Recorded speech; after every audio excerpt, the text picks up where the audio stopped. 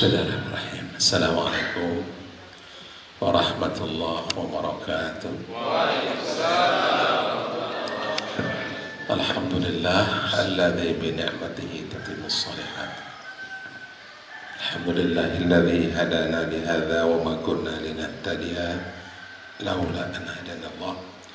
Asyhadu an la ilaha illallah wahdahu la syarika lah wa asyhadu anna Muhammadan 'abduhu wa rasuluh. Allahumma salli wa sallim wa barik ala hadzal nabiyil karim Muhammad ibn Abdullah wa ala alihi wa ashabihi ajma'in. Amma ba'd. Ikhwan sekalian, azakumullah, bapak-bapak, ibu-ibu yang dimuliakan Allah Subhanahu wa taala. Ada ibu-ibu ikut juga ada? Ada. Oh itu ya. Makanya tidak dilanjutkan tadi tentang nikah, itu tidak berani. Karena ada ibu-ibu. Itu Ustaz ya? Ya, ya lain. Alhamdulillah pagi ini kita semuanya dalam kondisi sehat walafiat. Alhamdulillah kita masih bisa senyum.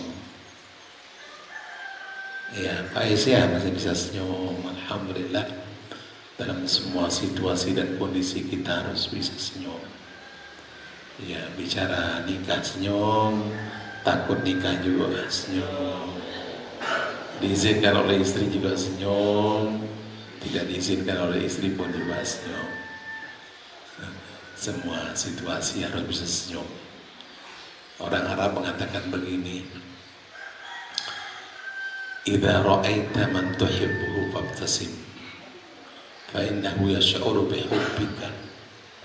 Kalau kau ketemu sama orang yang kau cintai, senyumlah agar supaya dia merasa bahwa kau betul-betul mencintai dia. Kita kalau ketemu sama orang yang kita cintai, sama ikhwan kita, senyum.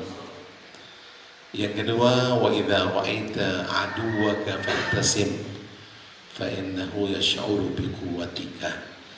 Kalau engkau ketemu dengan musuhmu sekalipun, senyum saja. Karena sungguhnya dia akan merasa bahwa kau masih memiliki kekuatan yang sangat dahsyat. Yang ketiga, wa idza ra'aita man tarakaka fabtasim fa innahu yash'uru bin nadam. Kalau kau ketemu sama orang yang meninggalkanmu, tidak mau menikah denganmu,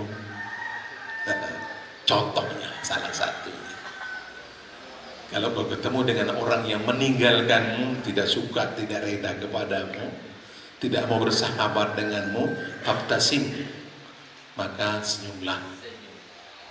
Kenapa? Fa innahu yash'uru bin nadam. Dia akan pasti merasakan penyesalan.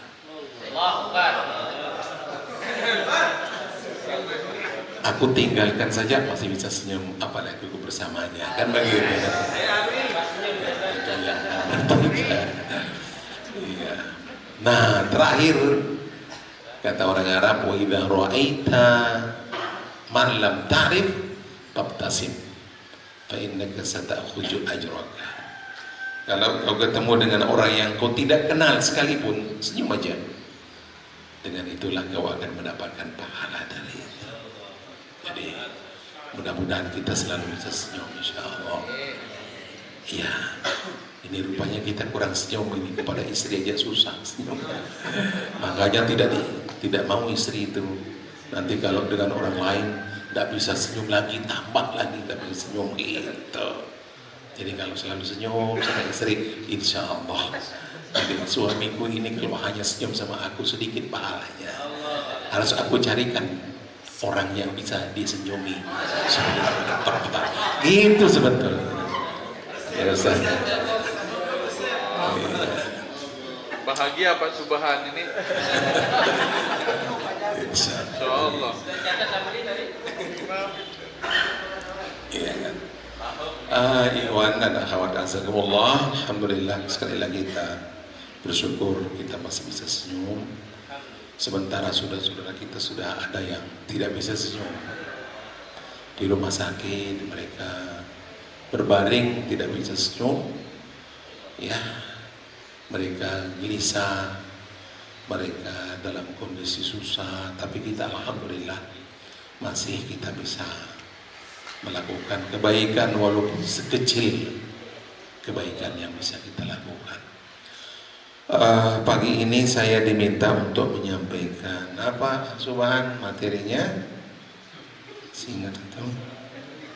Apa saja? Oh, hah? Ikut hati. Taib. Ya waskari Rasulullah. Kalau bicara tentang hati ini sangat penting sekali. Karena antum dikasih nikah atau tidak itu tergantung hati masalahnya. Nah itu. Jadi kalau sekarang bicara hati berarti terlambat, pantas belum gitu ya. Iya. Pantas belum. Tapi insya Allah terlambat lebih baik daripada tidak sama sekali. Iwas sekalian Allah, hati ini merupakan sesuatu yang memiliki amal. Ya, di samping anggota badan kita ini bisa beramal, hati kita pun juga bisa beramal. Ya, sehingga ada namanya amalul qulub namanya. Amal-amal hati. Ya, amal hati itu ada 12. Amal-amal hati itu ada 12. Yang amal hati ini wasqatullah itu yang akan berpengaruh pada amal apa namanya? Amal jawarih kita. Jadi kalau jawarih kita ini kurang amal berarti hatinya juga kurang amal. Begitu. Jadi kalau tampilannya orang itu kurang, maka itu kembali kepada hatinya. Gitu ya. Kurang senyum, itu hatinya yang bermasalah. Kurang bersahabat, berarti hatinya bermasalah. Gitu kan? Kurang rajin, itu hatinya bermasalah. Ya. Likonya kurang rajin, ngajinya kurang rajin, itu hatinya bermasalah. Kalau duduk di belakang aja dulu, itu hatinya bermasalah. Hatinya bermasalah. Gitu ya. Jadi semua masalah luar itu karena hatinya. Kurang istri kata beliau ini itu karena hatinya. Nah ini beliau yang mengatakan begitu. Berarti dia dirinya gitu. Karenanya orang Arab mengatakan begini ya. Dan ini menjadi apa namanya tema nasihat antar para ulama. Jadi mereka saling menasihat itu kalimatnya sedikit gitu ya. Lalu kita kan enggak jadi ulama jadi kalimatnya banyak kan. Jadi para ulama itu kalau kasih nasihat itu kalimat sedikit. Ada 3 tuh kalimat yang menjadi tema nasihat antar para ulama. Pertama dia mengatakan begini, man aslaha sariratahu aslahallahu alaniyatah, itu pertama. Yang kedua kalimatnya man aslaha ma bainahu wa bainallah aslahallahu ma bainahu wa bainan nas. Yang ketiga nasihatnya mengatakan man amila li akhiratihi kafallahu ma'unata dunia. Pertama, jadi ini kalau ulama itu sadar menasihat kalimat sedikit sih, sedikit. Dan mereka paham dengan sedikit itu. Begitu. Sama dengan halnya 2 kalimat syahadat itu kan kalimat sedikit tuh. Ya, tapi maknanya luar biasa dan bisa merubah kehidupan, kan begitu. Makanya salah satu yang menjadikan kenapa 2 kalimat syahadat itu menjadi sesuatu yang dahsyat karena dia itu asasul inqilab, kan pernah mungkin antum mendapatkan materi kayak begitu kan, karena dia merupakan dasar dari sebuah perubahan besar. Nah kalimatnya pertama apa? Man aslaha sariratahu aslahallahu alaniyat. Siapa saja yang memperbaiki rahasianya gitu ya, dalamnya maksudnya memperbaiki hatinya, pikirannya, perasaannya, Allah katakan, dia mengatakan apa? Aslahallahu alaniyat. Allah akan perbaiki tampilannya. Jadi kalau diperbaiki dalamnya, tampilannya itu Allah punya apa namanya? Punya kuasa untuk merubahnya, untuk memperbaiki tampilannya. Makanya kenapa Allah mengatakan dalam Quran Innallaha la yughayyiru ma biqaumin hatta yughayyiru ma bi anfusihim. Apa yang bi anfusihim itu diri. Yang ini di dalam ini. Dalam ini harus diperbaiki betul-betul. Agar supaya tampilan kita ini Allah perbaiki. Ya. Ada orang yang tampilannya gak menarik. Gak menarik tampilannya gitu. Ya kan?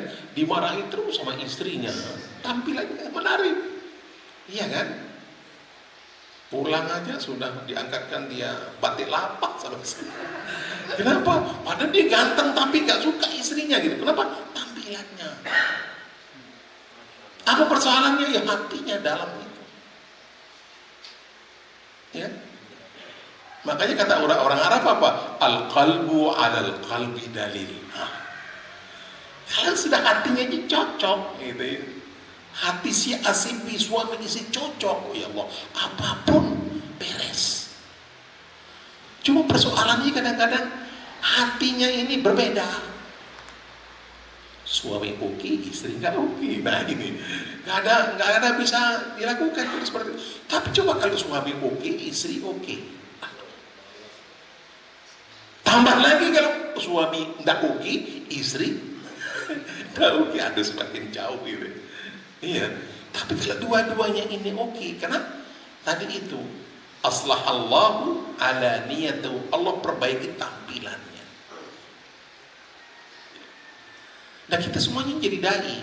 Kalau kita mendakwai orang nih, hatinya harus diperbaiki. Motivasinya itu apa? Nah ini persoalannya. Karena banyak orang yang motivasinya itu duniawi. Kalau motivasinya duniawi ya, tampilannya itu tidak seperti yang punya motivasi ukhrawi. Jadi gitu ya. Insya Allah nanti antum dalam aktivitas dakwah itu pasti akan merasakan begitu. Itu yang pertama. Yang kedua, nasihatnya antara mereka, man aslaha ma bainahu wa bainallah aslahallahu ma bainahu wa bainan nas. Nah, itu. Barang siapa yang memperbaiki hubungan antara dia dengan Allah, dia perbaiki sholatnya, dia perbaiki tilawahnya, perbaiki gitu ya, ma'rifatnya dia perbaiki, semua hubungan antara dia dengan Allah dia perbaiki. Apa katanya? Aslahallahu ma bainahu wa bainan nas. Allah akan memperbaiki hubungan antara dia dengan orang. Makanya para ulama-ulama dulu, para du'at dulu itu malamnya itu kerjaannya apa? Memperbaiki hubungan antara dia dengan Allah. Sehingga siangnya, gitu ya. Sehingga siangnya, masya Allah, menjadi orang yang diharapkan kehadirannya. Itu. Kenapa? Karena hubungan antara dia dengan Allah beres. Nah kita ini kadang-kadang hubungan antara kita dengan Allah itu yang kurang beres. Ya, itu yang kurang beres. Coba tilawah kita seberapa, ya, sholat kita khusyuk apa enggak, itu keyakinan kita kepada Allah itu gimana, mantap apa enggak. Salah satu contohnya, Allah itu berikan seberapa yang kita berikan, kan begitu ya? Allah akan berikan seberapa yang kita berikan, kan itu. Kalau kita memberikan segala-galanya, Allah berikan segala-galanya. Gitu. Kan orang-orang dulu kayak begitu, dimemahaminya. Makanya kalau diberi infak pun tidak tanggung-tanggung. Kalau aku keluarkan 1.000, Allah berikan berapa? 700.000. Minimal 700.000. Nah, gitu ya. Kalau aku keluarkan 1 juta, berapa Allah kasih? 700 juta. Kan gitu ya. Kita sekarang ini masih ragu-ragu. Ragu-ragu. Iya. Ini Allah loh yang apa namanya, yang berjanji, bukan orang. Kalau orang bisa yukhliful mi'at, tapi Allah, innallaha la yukhliful, Allah tidak pernah mungkiri janjinya. Itulah yang membuat kita ini kadang-kadang berat. Mau pergi ngaji berat, mau beramal berat. Tadi tuh senyum aja berat. Kenapa? Kurang yakin. Kalau orang-orang terdahulu itu yakin 1.000 dia keluarkan, 700.000 dia pasti dapatkan, gitu dia. Cuma 700.000 dari Allah itu tak kelihatan, itu persoalannya. Karena ini dari Allah tak kelihatan. Coba kalau dia kelihatan siapa saja berinfak pagi ini 1.000, Allah ganti 700.000. Pagi ini 1.000 keluar, 700.000 plek langsung. Antum mungkin seberapa uang di kantong pasti keluar. Bahkan pulang dia sekarang, pulang dia ngambil berapa ada di rumah, dikeluarkan semuanya. Kenapa? Tadi dijanji oleh Allah 700 kali lipat. Tapi buktinya kita dalam kehidupan kita beratnya, jangan berat. Apalagi lebih banyak lagi kita keluarkan berat. Padahal lebih banyak lagi kita keluarkan, lebih banyak Allah berikan, kan begitu dia kan? Kenapa? Kembalinya kepada kurang yakin, kurang yakin. Begitu. Makanya kata orang Arab, hendaklah apa yang ada di tangan Allah jauh lebih kau yakini daripada apa yang ada di tanganmu gitu. Tapi realiti kehidupan kita gimana? Sebaliknya kan, apa yang ada di tangan kita lebih kita yakini daripada apa yang ada di tangan Allah.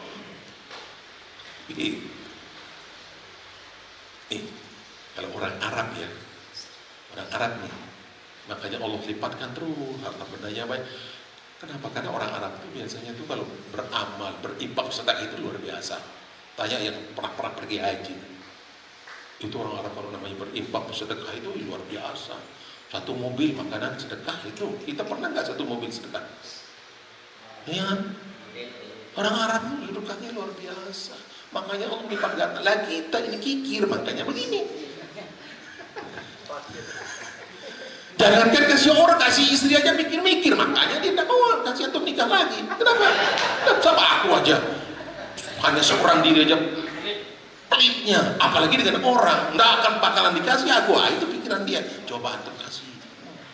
Ya Allah, luar biasa. Jadi kalau istri tidak kasih itu jangan salahkan istri, salahkan diri sendiri yang pelit, kikir, gitu.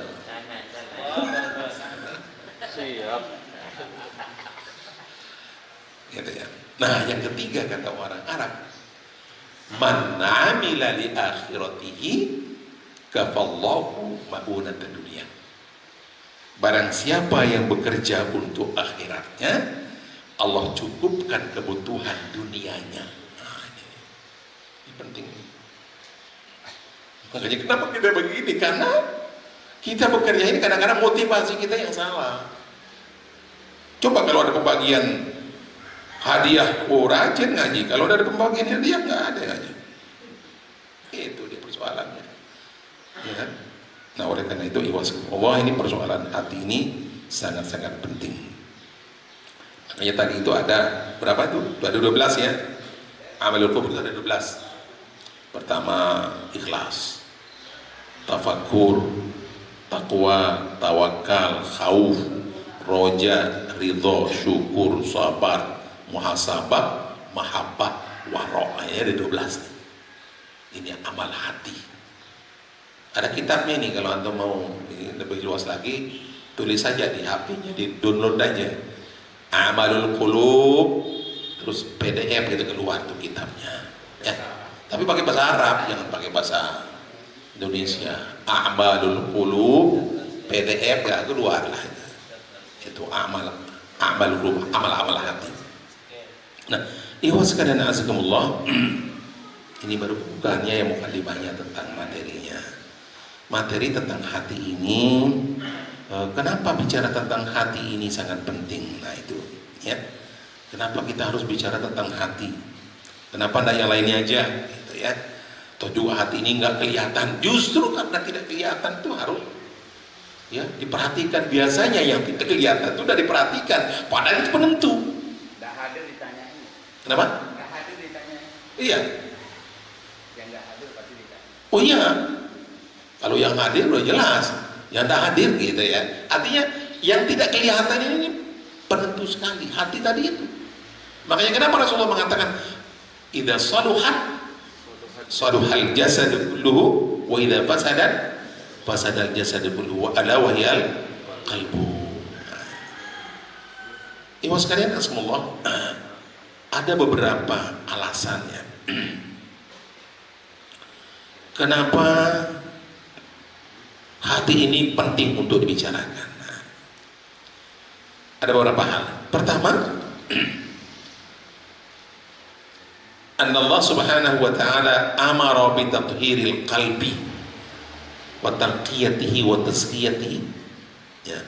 Bal ja'ala Allah subhanahu wa ta'ala min ghayatir risal Muhammadiyah tazkiyatun nas. Itu yang pertama. Ini alasannya kenapa hati itu sangat penting, jauh lebih penting daripada jasad kita. Kenapa? Pertama, Allah subhanahu wa ta'ala menyuruh kita untuk mensucikan hati. Ya. Allah menyuruh kita untuk mensucikan hati, membersihkannya. Bahkan itulah yang menjadi ghayatul risalah al-Muhammadiyah. Itulah menjadi apa ya? Menjadi tujuan dari risalah Rasulullah SAW untuk mensucikan hati. Sebelum mengajar dia ilmu, sebelum yang lainnya, sucikan hatinya dulu. Makanya dalam Al-Quran disebutkan oleh Allah Subhanahu wa ta'ala kan? Apa katanya? Walladzi, surah Jum'ah ayat 2. Walladzi ba'atha fil ummiyina rasulan minhum yatlu alaihim ayatihi wa yuzakkihim. Nah, itu. Sebelum apa? Wa yu'allimumul kitab. Sebelum taklim mereka ilmu dan itu, kitab, itu lebih utama untuk mentazkiyah. Rasulullah diutus itu untuk tazkiyah.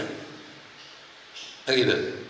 Makanya saudaraku rahimakumullah, akhlak itu tampilan dari dalam, kan begitu. Tampilan dari dalam. Makanya Rasulullah mengatakan apa? Inna ma bu'itsu liutammima makarimal akhlak. Ini sebetulnya awalnya dari tampilan dalamnya. Gitu. Orang berakhlak baik itu tampilan dari dalamnya. Itu. Kalau orang senyum, tampilan dari, kan begitu kata orang. Itu tampilan dari hati. Gitu kan? Nah, ikhwan sekalian Allah. Jadi pertama adalah karena Allah menyuruh Rasulullah SAW mengutus beliau, ya, yatlu alaihim ayatihi wa yuzakkihim, dalam rangka untuk mentazkiyah mereka, mentazkiyah hati maksudnya. Ya. Bahkan Ibnu Qayyim rahimahullah dalam ayatnya mengatakan wa thiyabaka fatahhir, itu beliau mengatakan apa? Jumhur mufassirin min as-salaf wa min ba'dihim ala anna al-murad bi thiyab huna al-qalb. Bahkan ini dimasukkan dengan wa thiyabaka fatahhir, itu adalah hati maksudnya, bukan pakaian ini. Bukan pakaian ini, tapi hati. Wa thiyabaka fatahhir, ya, pakaianmu maka sucikan. Artinya apa? Hatimu maksudnya. Karena seringkali Allah Subhanahu wa ta'ala juga menggunakan kalimat-kalimat kiasan. Kalimat-kalimat kiasan. Ya, contohnya apa? Apa tanya? Walibasut taqwa adalah walibasut taqwa. Justru takwa itu dikatakan apa? Libas, pakaian. Karena orang itu kalau sudah takwanya mantap, luarnya itu sudah beres, gitu maksudnya. Cuma kadang-kadang ada orang mengatakan, walaupun aku pakaian begini, yang penting dalam. Itu bohong itu. Itu bohong itu. Iya. Kalau dalamnya beres, pasti luarnya beres. Kalau luarnya nggak beres, ya dalamnya. Gitu ya, dalamnya bermasalah. Gitu. Oleh karena itu, ya Allah, ini persoalan hati ini yang para ulama-ulama terdahulu itu lebih utama untuk dia perbaiki. Hati itu. Ya, karena merujuk kepada sabda Rasulullah tadi itu, idza saluhat saluhal jasad kullu wa idza fasadat fasad. Kalau dia baik, hati itu semuanya jadi baik. Tapi kalau dia tidak baik, semuanya menjadi tidak baik. Itu yang pertama. Jadi alasannya, ya, hati ini paling pertama untuk diperhatikan. Yang kedua, atharu hadzal qalbi hayatul insan fa wal muwajjibu wal mukhattitu. Jadi hati ini dalam kehidupan manusia itu dia menjadi muwajjihnya. Ya, dia yang menjadi muwajjihnya wal mukhattib. Jadi dialah yang merekayasa, itu dia. Ya, itu. Hati itu. Dialah yang mentakdir. Apa itu takdir bahasa kita? Merencanakan. Dialah yang menjadi perencananya dia. Hati ini perencananya dia. Semua ini akan bekerja sesuai dengan ini, sesuai dengan perintah hatinya. Ya kan? Sesuai dengan perintah hatinya. Ya, kalau hatinya merintah di ke timur pasti ke timur. Kalau hati dia perintah di ke barat pasti ke barat, gitu deh. Jadi hatinya. Ya. Wal mukhattid apa tadi? Wal a'dha wal jawari tunafid. Nah, sementara anggota badan kita ini jadi pelaksananya. Hati kita menjadi panglimanya lah kalau kita bahasakan. Hati ini menjadi panglima. Jadi anggota badan kita ini menjadi pelaksananya. Anggota badan kita ini akan melaksanakan sesuai dengan perintah panglimanya. Kalau panglimanya baik, maka perintahnya menjadi baik. Gitu. Pelaksananya juga menjadi baik. Gitu. Tapi kalau panglimanya ini bobrok, ke bawahnya juga begitu. Ya sama halnya dengan pemerintahan, ya kalau pemerintahannya baik, ya perintahnya akan menjadi baik, nanti dilaksanakan juga dengan cara baik. Tapi kalau pemerintahnya tidak baik, ya perintahnya juga menjadi tidak baik. Tidak mungkin. Ada nggak? Contohnya gini, kalau orang merampok, pasti yang jadi pimpinannya tidak mungkin ustaz. Ya kan? Kalau ustaz nanti jadi pemimpinnya, nggak mungkin dia ngerampok kan? Ya, ngaji dulu kan gitu jadinya kan? Ya, pasti yang jadi pemimpinnya itu adalah perampok juga yang sudah kelas kakap. Kan gitu dia. Jadi kalau pemimpin perampok ini perampok, loh tepat dia itu. Perintahnya juga sesuai dengan keinginannya. Lalu kemudian pelaksanaannya ya seperti perintah itu. Kan begitu dia. Iya. Nah kalau ustaz nanti pimpinannya perampok gimana? Iya kan? Nah, berarti. Nah oleh karena itu ya Allah, hati dalam jasad kita ini persis seperti itu. Seperti seorang apa namanya tadi? Panglima terhadap pasukannya. Jadi pasukan ini akan melaksanakan sesuai dengan perintah panglimanya. Itu yang nomor 2. Nomor 3. Asbab al-jawhariyah lil hadits an hadza al-mawdu' ghaflat katsir minan nas an qulub. Nah ini yang nomor 3. Yang nomor 3 karena memang hati ini karena dia tidak kelihatan sehingga banyak orang melalaikan hati itu, sehingga harus betul-betul kita ini selalu kembali kepada apa namanya perbaikan hati. Setiap saat perbaiki hati dari pagi sampai sore itu perbaiki hati gitu. Makanya kenapa kalau kita setiap sholat itu tidakkah sekali kita berniat pagi aja kan gitu ya, nanti siang sore malam dan begitu. Tapi setiap kali kita beramal kita perbaiki gitu, kita perbaharui. Kenapa? Karena memang hati ini harus terus-terusan diingatkan. Ya, karena dia tidak kelihatan sehingga apa? Lupa kita ini perhatikan. Karena kita lupa perhatikan maka dia pekerjaannya banyak dilupakan. Padahal pekerjaannya tadi berapa? 12 pekerjaannya yang harus dia laksanakan oleh hati itu. Itu yang nomor 3. Yang nomor 4 nih, ana katsiran min muskilat bainan nas wa bil akhas bainan du'a ya sababuha amradun ta'taril qulub. Nah ini kebanyakan dari persoalan yang timbul dalam hubungan misalnya antar kita, hubungan suami istri, hubungan antar sesama kita, itu kebanyakan ditimbulkan oleh penyakit yang ada dalam hati. Itu.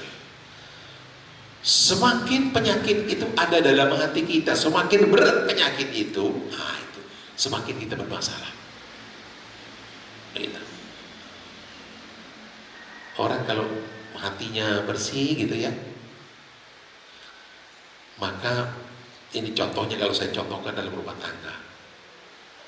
Kalau suami hatinya bersih, istri hatinya bersih, gitu ya, dia akan menilai pasangannya dengan sangat-sangat objektif. Gitu. Tapi kalau sakit hatinya, gitu ya, itu yang akan menjadikan ada uang abang sayang, tidak ada uang bisa nyawanya melayang. Kenapa? Karena tadi itu hati.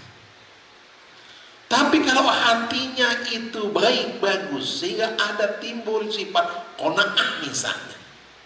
Ya Allah, bayangkan saja kalau kita punya pasangan sama-sama qanaah, luar biasa. Tapi kalau dua-duanya punya penyakit hati, ya Allah, suami bilang, "Dek, hari ini aku ziarah. Ziarah kemana? Ziarah ke bapak." "Ah, tak usah, ziarah ke bapak." "Ngapain ziarah ke bapak? Dia pun dua tidak pernah ziarah kita." Kenapa? Sakit hati.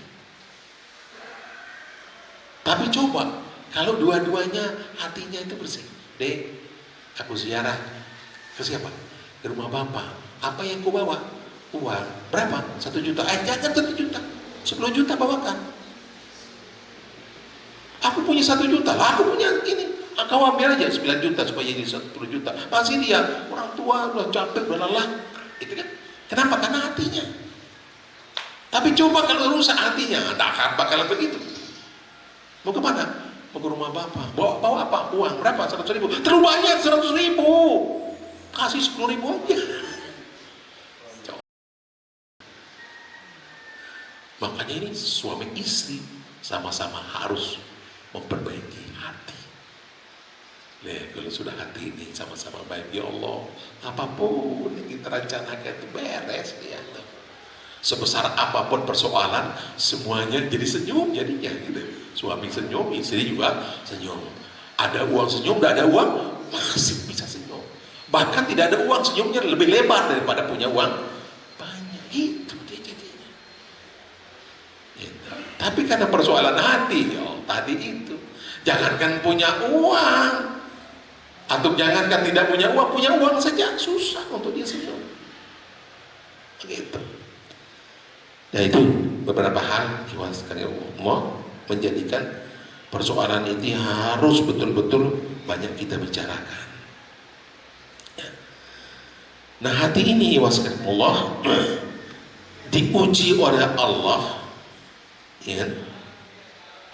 Hati ini dalam beberapa hal. Pertama adalah waktu kita melaksanakan ibadah kepada Allah Subhanahu wa Ta'ala. Di situ hati kita diuji. Ibadah dalam hati yang luas tentunya. Bukan hanya sholat, puasa, zakat, haji saja. Ya. Semua amal yang dibingkai dengan kecintaan Allah itulah amal, ibadah. Itulah ibadah kepada Allah. Ya. Dari yang paling kecil sampai yang paling besar. Dari yang paling pahit sampai yang paling manis. Ya. Ketika itu dicintai oleh Allah Subhanahu, itulah ibadah kepada Allah Subhanahu wa Ta'ala. Dari senyum sampai perang itu. Ya, itu ibadah kepada Allah Subhanahu wa Ta'ala. Nah, ibadah kepada Allah Subhanahu wa Ta'ala ini Allah, itu kan faktor hati yang sangat menentukan. Dan disitulah ujiannya yang sangat berat. Bersedekah, ujiannya berat. Ya. Kemudian apa lagi? Ya memang sedekah ini itu yang sangat-sangat kelihatan beratnya, itu biasanya begitu ya. Kalau yang lainnya tidak terlalu kelihatan, tapi kalau mengeluarkan dunia ini yang sangat-sangat terasa beratnya. Makanya kenapa orang meninggal dunia itu di situ dia terasa gitu.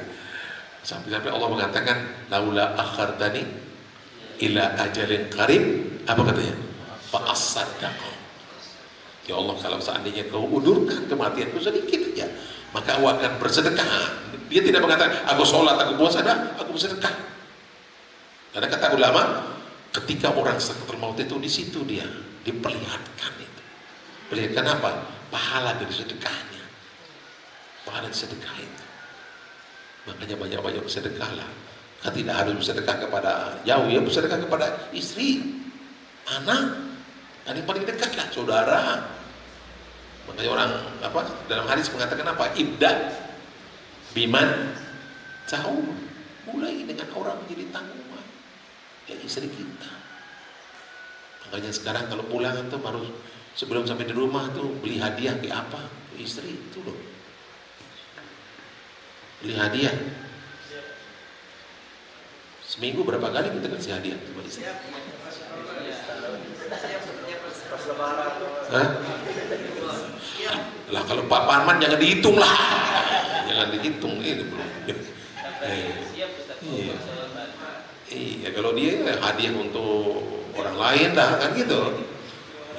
Ya istri berikan hadiah. Kalau pulang itu belikan apa makanan kayak apa, ini kadang-kadang masya Allah. Tapi di rumah ngamuk-ngamuk, nggak ada makanan pada di sendiri kan. Lewat ya di tempat-tempat orang jual makanan tuh dilewat aja ada pernah beli. Sampai di rumah ngamuk-ngamuk, ya Allah. Itu coba. Ya, kalau mau pulang beli makanan untuk istri kan gitu. Di rumah pun juga kasih istri itu hadiah, sering-sering, banyak-banyak hadiah yang maknanya luas, yang disenangi oleh istri apa itu ya hadiahnya. Itu yang pertama. Yang kedua tentang filnya al ilmu wal hirsu ala ta'alluna, ini itu diuji juga tuh hati kita di situ. Ketika kita cari ilmu, ketika kita mengajar, proses belajar mengajar itu tidak sedikit orang itu bisa sombong gitu ya, bisa sombong, angkuh, takabur gitu ya. Ketika dia punya ilmu banyak, ya Allah jalannya udah begini, dulu begini, jalan sekarang udah begini. Itu diuji oleh Allah Subhanahu Wa Taala. Ya kan? Makanya dalam sebuah hadis disebutkan kan, barang siapa yang belajar semata-mata untuk dia berdebat dengan orang, gitu kan? Ada hadisnya. Dia tidak akan pernah mendapatkan bau surga, baunya aja gak dapat, apalagi masuk surga. Kok semuanya ada batasnya maksudnya? Waktunya udah habis.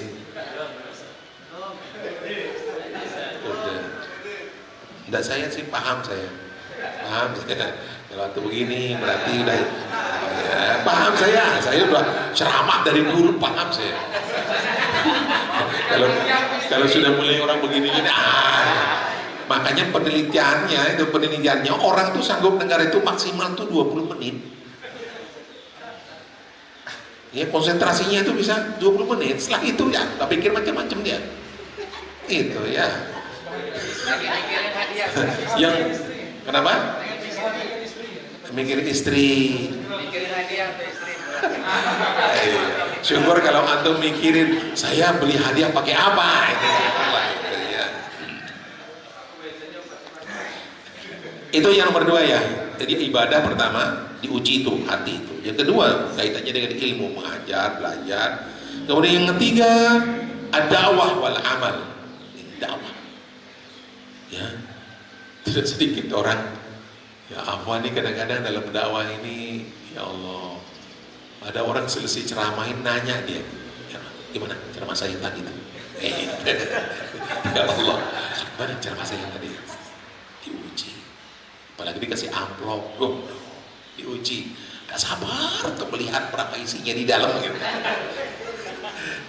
Ada itu begitu selesai ceramah, itu deh, tebal amplopnya itu, bayangannya udah banyak udah dapatnya, nggak sabar deh masuk, nggak mau kencing, nggak mau cari toilet dia, ya ada kabar kecil aja, ada Pak Ustadz itu, langsung masuk, langsung dikunci, bukan mau kencing ya, langsung terbuka, begitu dibuka ribuan nih, pasal tebel ya. Kalau 100 ribu ribuan di sini 100 lembar kan jadinya kan.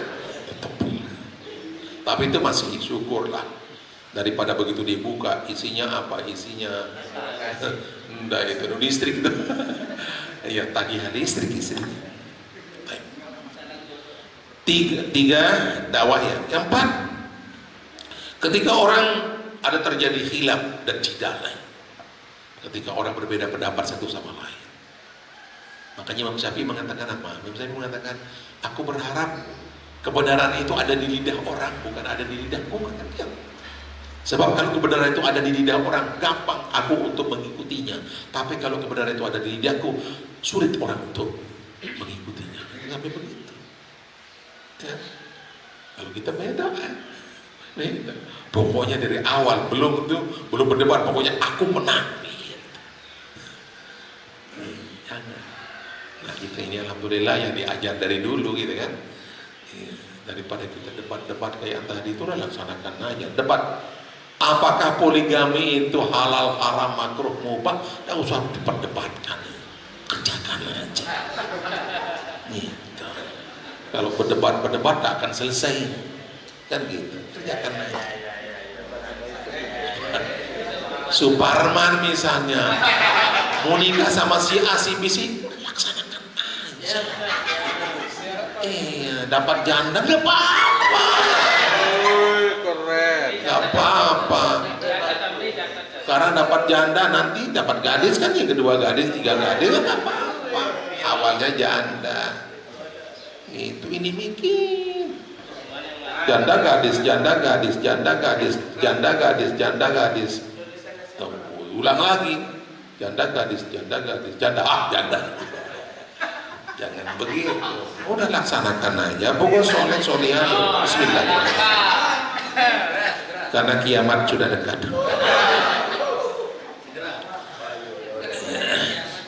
Apalagi ar-riyasah wal manasib ini.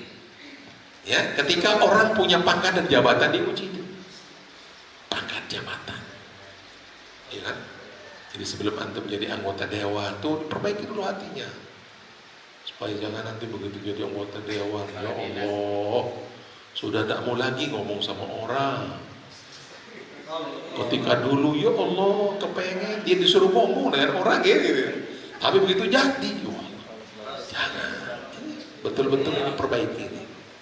Hati ini diuji ketika orang mendapatkan pangkat jabatan.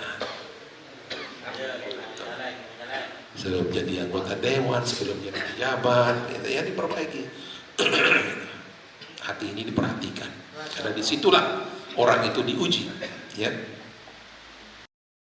kalau mau jadi kan janjinya banyak, kata janjinya. Tidak ada yang tidak bisa pokoknya, sampai mau bikin apa? Bikin bisa nggak bikin langit satu langit? Oh bisa, bikin langit satu langit.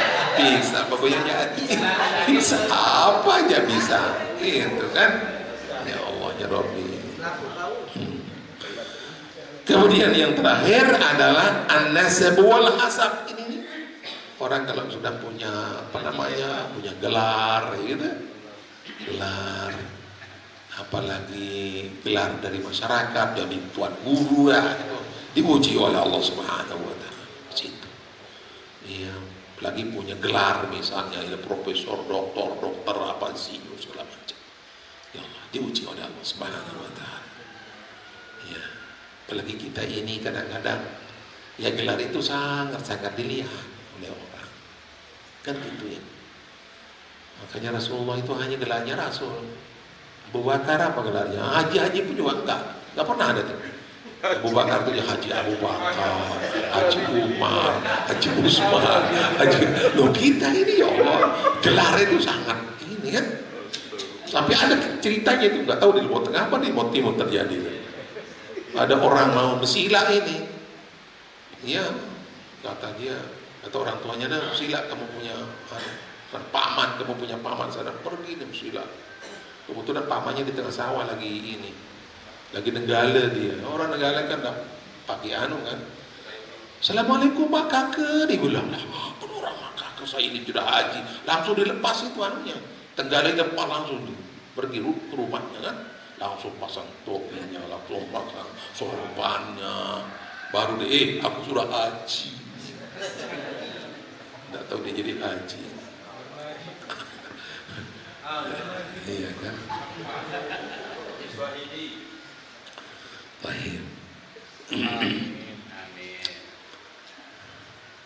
Antum sudah lelah? Ini lelah ini? Lelah berangan ini atau bagaimana?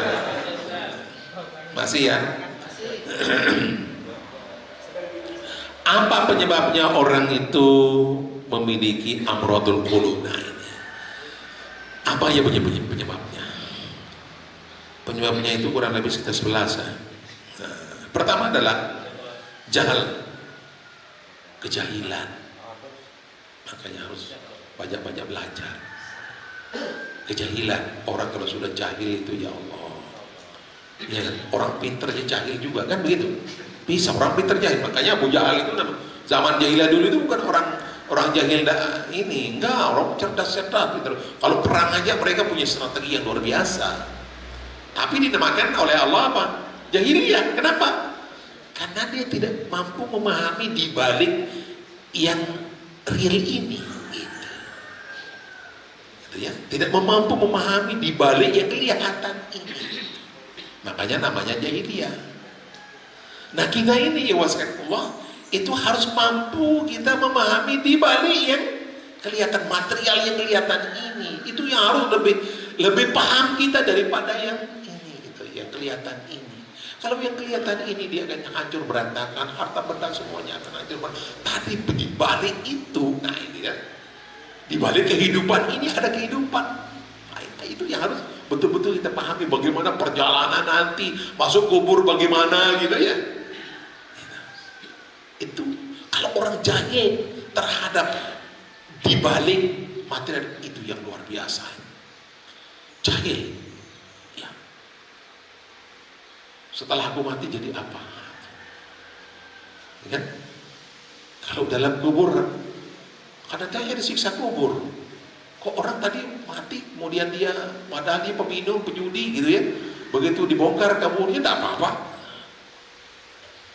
Dan mampu memahami di balik itu. Orang kalau sudah mampu memahami di balik kehidupan yang real ini, itu luar biasa. Kata ulama, orang itu sebelum masuk surga sudah dia merasakan surga itu. Iya. Walaupun kelihatan mungkin kehidupan yang apa ya susah gitu ya, tapi dia akan menikmati. Bahkan orang kadang-kadang menikmati sakit, dah. Coba bayangkan. Menikmati sakit. Ada enggak itu? Menikmati ketidakberadaannya. Sampai-sampai ada kalimatnya yang agak ini ya. Menikmati kemiskinan tuh. Ada nggak orang bisa begitu? Kita ini kan kalau dapat uang baru alhamdulillah, kalau nggak dapat uang kan kita di masalahnya kan ya. Kalau kita dapatkan sesuai apa yang kita inginkan, nah itu baru begini. Tapi kalau kita ini mendapatkan berbeda dengan apa yang kita inginkan, nah, bermasalah. Makanya kata orang soleh dulu begini bilang, ada orang soleh yang hatinya tentunya baik bagus. Apa kata dia? Kalau aku mendapatkan apa yang aku inginkan, gitu ya. Kalau aku dapatkan apa yang aku inginkan, aku bahagia. Tapi hanya sekali. Tapi kalau aku mendapatkan sesuatu yang aku tidak inginkan dan itulah ketentuan Allah, aku bahagia 10 kali. Bahasanya begitu. Kalau aku mohon kepada Allah supaya Allah memberikan aku misalnya harta benda, aku ingin misalnya bulan ini aku punya rumah mewah, Allah berikan, aku bahagia tapi sekali. Tapi kita mohon kepada Allah, berikanlah aku ini rumah mewah, Allah tidak berikan, aku bahagia 10 kali. Kira-kira kita bisa nggak seperti itu? Sulit kan dibayangkan kan? Tapi kalau orang-orang terdahulu kayak begitu dia. Kenapa? Ditanya. Kenapa bisa begitu? Kenapa? Karena kalau aku mohon kepada Allah, Allah berikan, itu kan keinginanku. Tapi kalau aku mohon kepada Allah, Allah tidak berikan, itu kan keinginan Allah. Aku lebih bahagia keinginan Allah terjadi daripada keinginanku.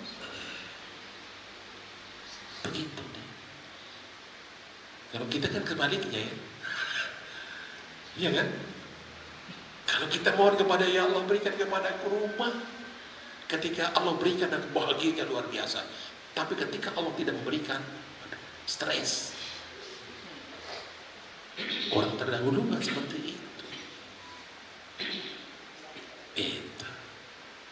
Jadi kalau Allah memberikan kepada kita, ikhwan sekali Allah, udah terima aja, terima saja. Ya, Parman, terima aja. Walaupun misalnya janda 5 kali, Allah berikan udah, misalnya, terima saja. Itu pemberian Allah itu. Lebih bahagia gitu daripada kadang-kadang kita ini kan.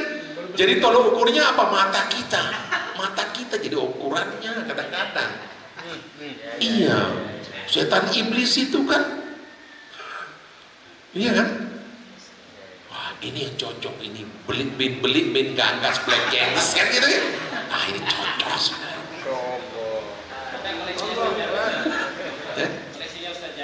Iya. Ya, pokoknya antum semua lah gitu. Jadi pertama kejahilan, yang kedua adalah al-fitnah. Nah ini fitnah. Allah kadang-kadang hati kita ini karena fitnah dunia ini terutama, atau fitnah pangkat jabatan kadang-kadang. Iya kan? Begitu belum jadi anggota dewan rajin ngaji, begitu udah jadi anggota dewan berhenti ngaji. Fitnah. Dari dulu dia ngaji nggak jadi. Ngaji dari dulu sampai sekarang ngaji nggak jadi. Orang lain yang baru kemarin ngaji udah jadi pulang. Ini fitnah, ini ujian. Ya Allah. Padahal dulu dia ini di sekolah di bodoh, tapi jadi nih. Saya ranking 1 nggak jadi. Hati-hati, fitnah. Kadang-kadang berpikir hati kita ini punya penyakit. Iya. Allahu Akbar. Apalagi syubhat. Sekarang syubhat, ya Allah. Kata orang, kalau orang masa saya sedikit aja nggak boleh gitu, bahasanya kan gitu. Orang korupsi 10 miliar, masa saya cuma 100 juta nggak boleh gitu. Syubhat. Hati-hati Allah dalam kehidupan dunia ini. Seperti kata orang ahli hikmah, dunia ini itu seperti rumah punya 2 pintu. Masuk pintu pertama, keluar dari pintu kedua. Itulah dunia. Itulah pangkat jabatan. Tidak ada orang selamanya di situ. Orang susah tidak ada orang selamanya susah, dari lahir dia susah sampai mati ada. Begitu juga orang bahagia, begitu ketawa sampai akhir nggak ada tuh. Semuanya itu berputar. Watilkal ayam nudawiluha bainan nas. Nah ini harus diperteguh, diwaskan Allah. Motivasi kita ngaji apa segala macam ini, motivasinya harus diperbaiki. Jangan motivasinya itu supaya nanti saya diangkat jadi anggota dewan, ya gitu-gitu. Ya Allah, itu dunia semuanya. Ya, jangan. Itu. Karena di antara kita ini sudah ditentukan oleh Allah. Siapa yang jadi, siapa enggak itu sudah ditentukan oleh Allah. Kalau saya ditentukan mau jadi nggak jadi gitu. Saya ditentukan dari dulu, saya mau jadi nggak jadi. Kayak orang tak drosi itu apa? Juragan itu. Sudah sedikit dong, jatuh lagi kayak begitu. Ya memang begitu diciptakan oleh Allah Subhanahu wa taala. Terima saja. Itu aja. Ya, ada rezeki itu dari Allah Subhanahu wa taala. Rezeki itu datangnya dari Allah. Kan gitu ya. Ya. Insya Allah dengan kita ngaji, ya Allah, hati ini kalau sudah bersih, bagus, pikiran kita, ilmu sudah, ya Allah, hidup ini insya Allah gampang. Tidak ada yang sulit. Cuma kita yang bikin sulit gitu loh. Iya, kita bikin sulit. Sama dengan persoalan. Kalau kita mau bikin persoalan ini gampang. Iya kan? Sekarang aja sampai kiri kanan atau tinju ya bermasalah. Iya, bermasalah. Kalau mau bikin masalah di rumah Pak, nanti sampai di rumah langsung sama istri, tempeleng istri, oh bermasalah. Ya, ada sedikit kita bikin jadi besar, jadi benar besar. Ada yang besar kita bikin jadi kecil-kecil juga itu. Gitu. Ya. Apalagi antar kita nih, antar suami istri, antar ikhwah, antar saudara. Ya Allah, yang kadang-kadang kalau bermuamalah maliyah kadang-kadang di situ berat. Ini harganya berapa ya, harga ikhwah nanti lama-lama hilang. Ya Rabbi ya Karim gitu. Banyak sekali mas, ini aklul haram nih, masih banyak kan ini sampai sore ini mas. Tapi saya kira ya saya paham lah, antum punya istri, saya juga punya istri ya. Tapi saya pun juga banyak dari antum tidak kayak begitulah. Antum cuma satu aja susah, apalagi banyak, makanya Allah berikan cuma satu. Saya kira itu saja ya mas. Wah, jadi mudah-mudahan ada berkahnya insya Allah. Mudah-mudahan intinya ya perhatikan hati, ya perbaiki hati, amal-amal hati harus betul-betul gitu ya. Kita perhatikan, kita pelajari, kita baca, pelajari, kita amalkan ya. Bagaimana tadi itu ikhlasan kita, bagaimana ketakwanan kita, bagaimana ketakwaan kita, bagaimana muhasabah kita, bagaimana rojanya kita, bagaimana kaumnya dan seterusnya. 12 amal hati ini perlu diperhatikan baik-baik. Nah, kalau sudah amal hati ini sudah lengkap, insya Allah tampilan kita keluarnya insya Allah mudah-mudahan. Adapun tentang dunia, Allah sudah sudah tentukan. Dunia itu tentukan oleh Allah Subhanahu wa Ta'ala. Tidak perlu itu yang menjadi ukuran. Ngaji ukurannya dunia, nanti lama-lama sholat ukurannya dunia. Ya, khusyuk atau tidak ukurannya dunia. Ada uang, khusyuk dia. Tak ada uang. Nah, itu. Tapi bisa nggak ada uang khusyuk itu? Itu dia persoalan. Semakin banyak uang, semakin tidak khusyuk jadinya, kan begitu. Semakin banyak uang, semakin tidak khusyuk. Semakin banyak karunia, semakin tidak khusyuk. Ini berat ini, ya. Tapi kalau ini insya Allah bagus hati kita, insya Allah. Miskin, oke. Ahlan wa sahlan. Kaya, oke juga. Kan itu ya. Makanya al-ukala kan terakhir saya sampaikan. Kata Imam Syafi'i itu al-ukala'u arba'a. Orang berakal itu ada 4.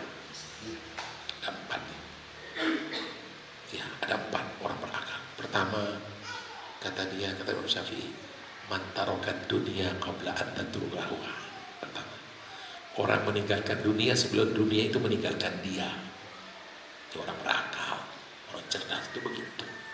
Meninggalkan dunia sebelum dunia itu meninggalkan dia. Maksudnya apa? Bukan maksudnya nggak berusaha, enggak. Maksudnya meninggalkan dunia itu ketika dunia itu menghalangi dia untuk takarub kepada Allah, gitu, tinggalkan. Itu maksudnya. Meninggalkan dunia sebelum dunia itu meninggalkan dia. Bukan berarti nggak berusaha, enggak. Berusaha silakan. Ingat, sampai-sampai kata orang soleh dulu kan begitu ya. Apa katanya? Bekerjalah untuk duniamu seolah-olah hidup selamanya. Gitu. Bekerja untuk dunia silakan. Tapi ketika dunia itu ada, jangan sampai di hati, ini bahaya. Karena hati ini punya amal sendiri tadi itu. Sampai di mana? Sampai di tangan. Kalau dia menghalangi, udah lepas saja. Itu berakal. Yang kedua, apa katanya? Orang berakal itu adalah man bana qabrahu qabla an yadkhulahu.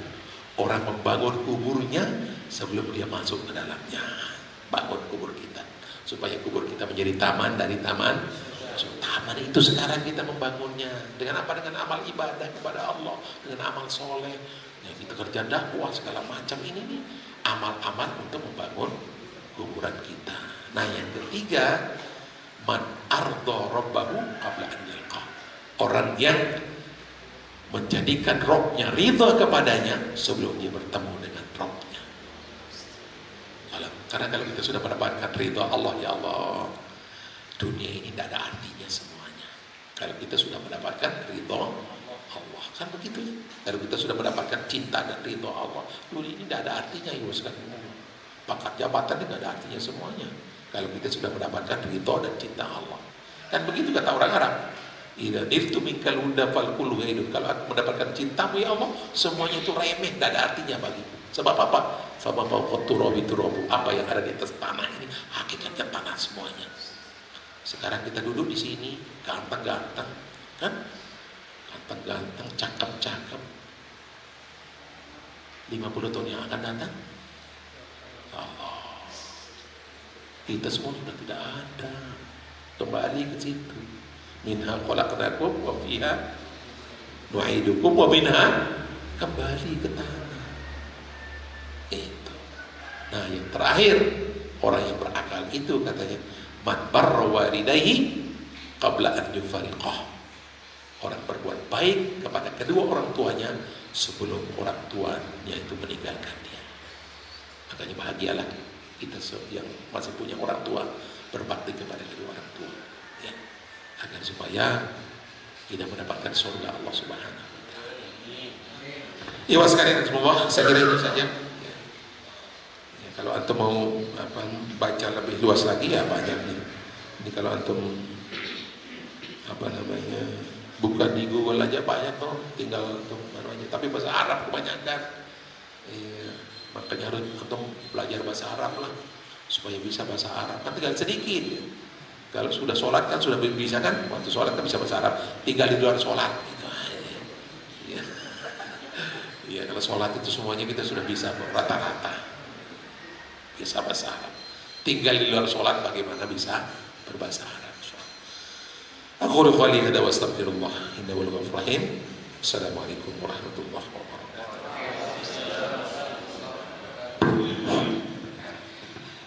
Kita ucapkan jazakumullahu khairan katsiran kepada guru-guru kita yang dilakukan. Alhamdulillah pada pagi hari ini kita diberi pencerahan yang begitu luar biasa. Fenomena foto yang 4 tangan 4 dengan 1 itu ternyata terjawab juga tadi. Ya, oleh Kadi 4 tadi, oleh Abu Kalam Guru juga 4 tadi. Karena 4 itu adalah optimisme, tapi kita kalau di ini lebih begini Ustaz. Ternyata ini adalah realita. Kalau ini optimisme, ini adalah realita. Masya Allah. Dari kaderisasi ya Pak, langsung ditutup.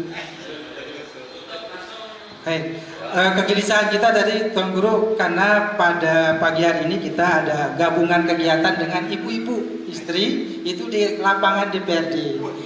Jam 7 tadi janjinya, makanya kita agak